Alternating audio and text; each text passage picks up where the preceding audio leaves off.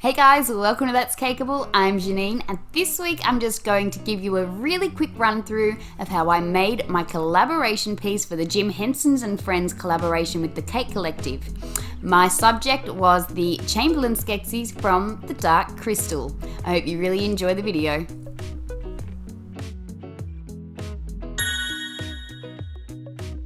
Okay, so to start this build, I decided to make a custom board that I put a threaded rod through and then attached some armature wire for his arms to attach to.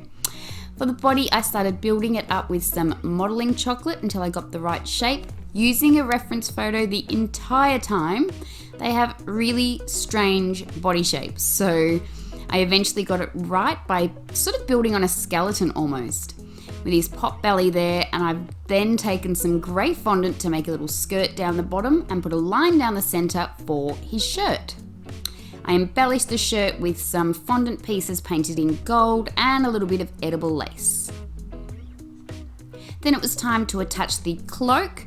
I've used some red modelling chocolate that I've ended up just building up and draping until I was happy with the final look, and let me say, it was a lot of modelling chocolate. Their capes are ginormous.